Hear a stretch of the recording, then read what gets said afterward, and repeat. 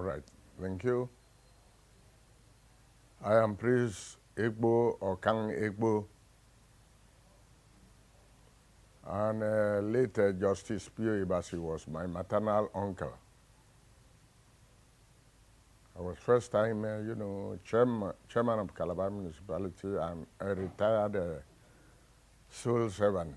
I was a staff of the University Teaching Hospital, Calabar, and I retired in 1989.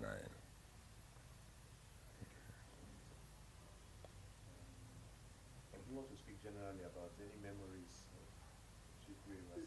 Yes, I would want to. In fact, I intend to take it, trace this thing, Please. from you. Okay, let me speak generally.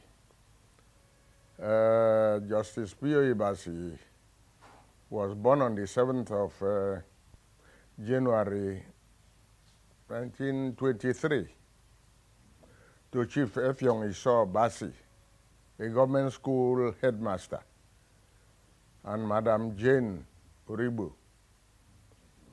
Uribu of Oban. On the 7th of January 1923. He was only 10 years old when his father died in 1933.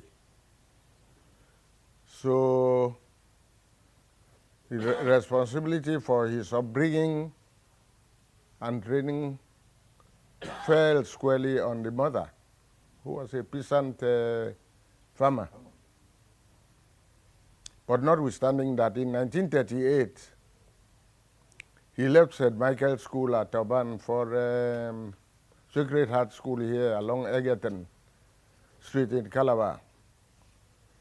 While there, he moved to Sacred Heart College here in Calabar as well, which institution transformed later on to St. Patrick's College. By 1940, he was there.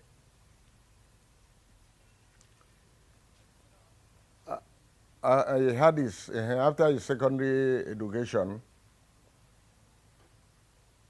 in St. Patrick's,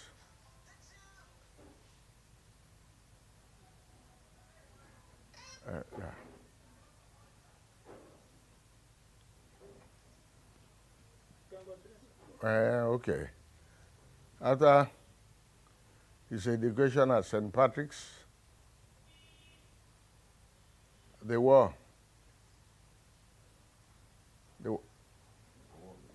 came. That's the Second World War.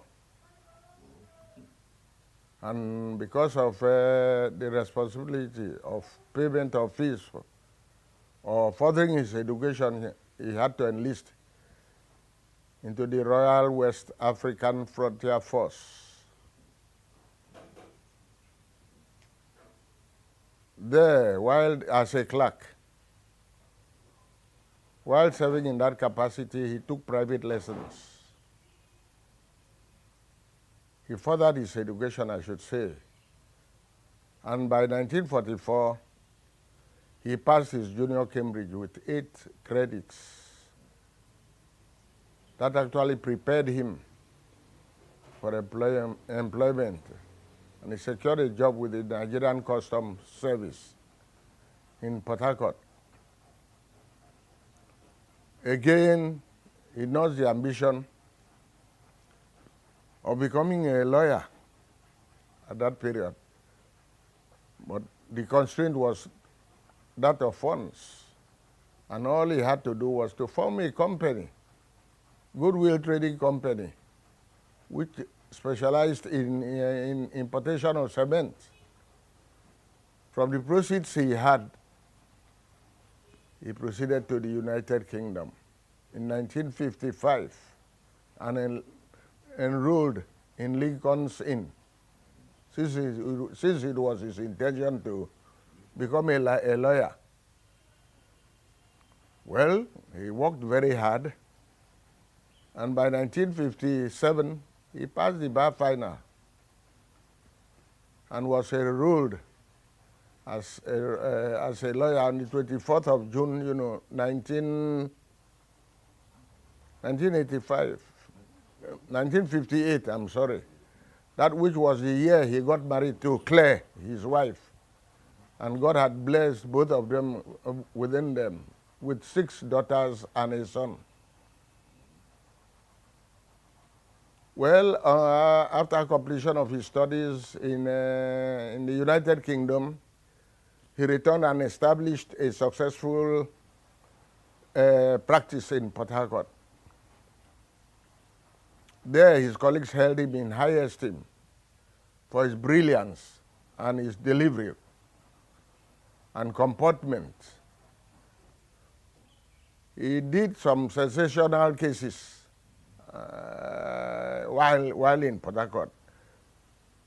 And the one that readily comes to mind is the 2 cases, I should say.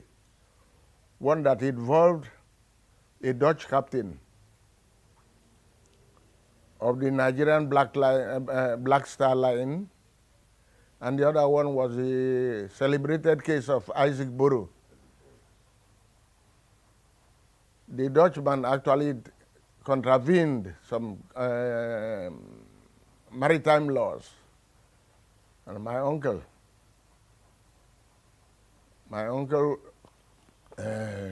held brief and had him discharged.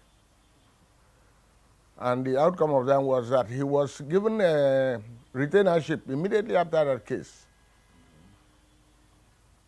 The second case, Isaac Burrow and some people was charged actually for levying war, conspiracy and levying of war against the federal government. And the consequence can be very, very grave. He also defended the third accused, who was Nottingham Dick, and got him exonerated. So with that and other cases, which I did not mention, put him in real good state in the field of practice. In the political area too, he was not found wanting. As a young man, he was a founding member of the Zikist movement of those days. This was a working arm of the NCNC government in the 40s. He was a member. He planted a branch in Port Harcourt and then came to Calabar and established another one. He did not give up. As a young man also, he took part in the nationalist quest for independence for Nigeria. He worked he worked seriously with others, Lukaise and the rest. Those ones we know too well. Another one that came to mind is that he worked for the carving out of Southeast Estate from Eastern region of those days. When Southeast Estate was created, he also again served and worked to ensure that the creation of state. So we got Cross River State out of it. During this period, he served as a national executive member of the Action Group, before independence. He worked there, and at the end of hostilities in 1979, when parties were formed, he threw his lot in there with the NPP party, Nigerian People's Party. He was an executive or legal advisor for the national legal advisor for the party, and that actually metamorphosed into GNPP, another party, which he also took active part.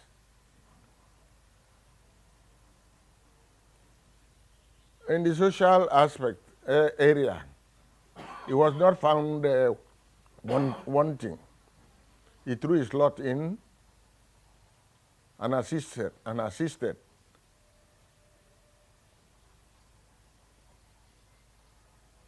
In Port Harcourt, for example, in 1958,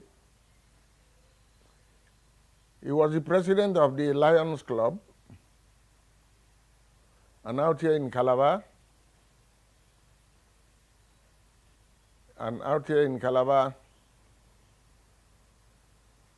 he was the oldest member of St. Patrick's Old Boys Association.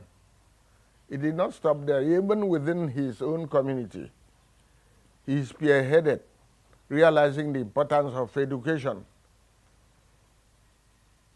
as critical to economic development. He formed the education committee here, which actually sponsored many young men from Bikwa here who today are occupying, enviable positions within the government. He did that very well. He did not end there. In 1968, I remember he was appointed a judge of the High Court of Eastern Region. He was the first, and an indigenous one for that matter. Well, after declaring his assets as was required at the time,